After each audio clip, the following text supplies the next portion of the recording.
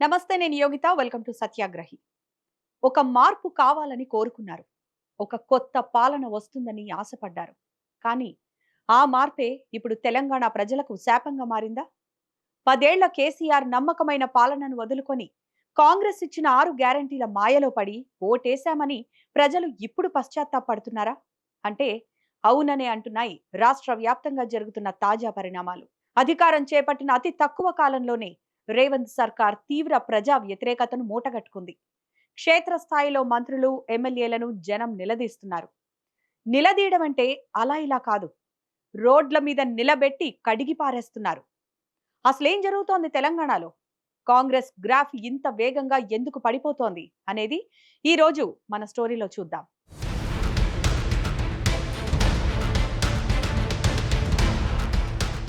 ఎన్నికల ముందు కాంగ్రెస్ ఇచ్చిన హామీలు కొండంత, తీరా గద్దెనెక్కిన తరువాత అమలు చేస్తున్నవి గోరంత. రైతు భరోసా ఎక్కడా? రుణమాఫీ పూర్తి స్థాయిలో ఎందుకు కాలేదు అని అన్నదాతలు రోడ్డెక్కుతున్నారు. గతంలో కేసీఆర్ హయాంలో రైతు బంధు టంచనగా వచ్చేవి. కానీ ఇప్పుడు పరిస్థితి తలకిందులైంది.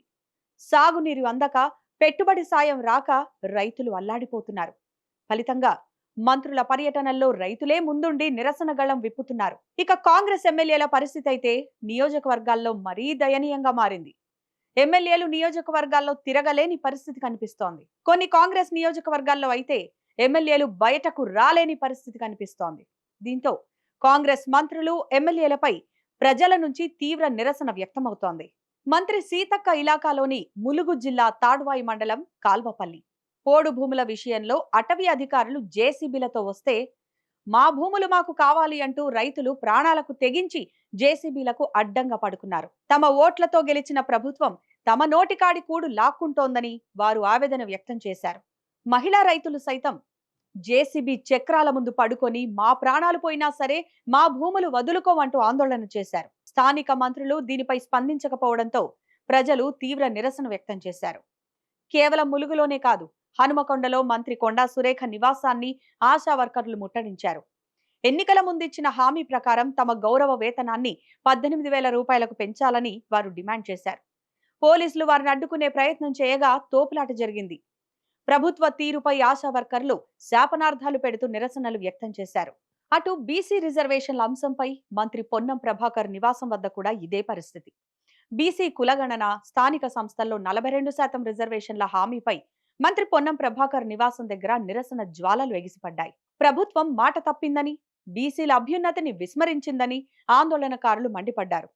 ఈ క్రమంలో మంత్రి నివాసానికి వెళ్లే దారులను పోలీసులు మూసివేయాల్సొచ్చింది. మంత్రి వాకిటి శ్రీహరి సహా పలువురు ఎమ్మెల్యేలకు ఊరూరా నిరసన సెగ తగులుతోంది. తమ సమస్యలు పరిష్కరించాలని, ఇచ్చిన మాట నిలబెట్టుకోవాలని డిమాండ్ చేస్తూ మంత్రులు, ఎమ్మెల్యేల ఇళ్లను చుట్టుముడుతున్నారు. ప్రజలు ఇప్పుడు కాంగ్రెస్ నాయకులను ఒకటే ప్రశ్న అడుగుతున్నారు: మా ఓట్లు తీసుకొని మమ్మల్ని గాలికొదిలేస్తారా అని కాంగ్రెస్ నాయకులను నిలదీస్తున్నారు. 10 ఏళ్ల పాటు కేసీఆర్ రాష్ట్రాన్ని ఒక విజన్తో నడిపారు. కేసీఆర్ హయాంలో సంక్షేమం, అభివృద్ధి సమపాళ్లలో సాగేవి.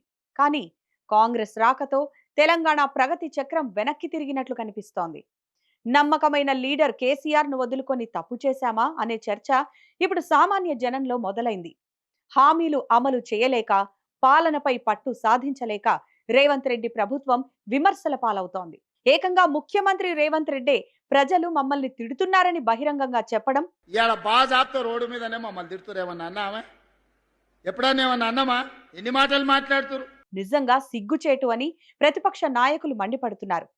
కాంగ్రెస్ అసమర్థ పాలనకు రేవంత్ రెడ్డి కామెంట్సే సాక్ష్యమని బీఆర్ఎస్ నాయకులు తీవ్ర ఆగ్రహం వ్యక్తం చేస్తున్నారు. కాంగ్రెస్ పాలన కేవలం రాజకీయ విమర్శలకే పరిమితమవుతూ ప్రజా సమస్యలను గాలికొదిలేశారని అటు రాజకీయ విశ్లేషకులు సైతం అభిప్రాయపడుతున్నారు. ప్రజాస్వామ్యంలో ప్రజలే యజమానులు. వారిని నమ్మించి మోసం చేస్తే ఫలితం ఎలా ఉంటుందో చరిత్ర చెబుతూనే ఉంది. కాంగ్రెస్ ప్రభుత్వం ఇప్పటికైనా మేల్కొనకపోతే ఈ నిరసన జ్వాలలు మరింత ఉధృతమయ్యే అవకాశం కనిపిస్తోంది. అటవీ అధికారుల జేసీబీల నుంచి ఆశా వర్కర్ల ఆందోళనల వరకు ప్రతి నిరసన కాంగ్రెస్ వైఫల్యానికి ఒక నిదర్శనంగా కనిపిస్తోంది. ప్రజలు అన్నీ గమనిస్తున్నారు. సమయం వచ్చినప్పుడు తమ ఆగ్రహాన్ని బ్యాలెట్ బాక్స్ ద్వారా చూపించేందుకు సిద్ధంగా ఉన్నారు. నాయకుల్లారా, తస్మాత్ జాగ్రత్త.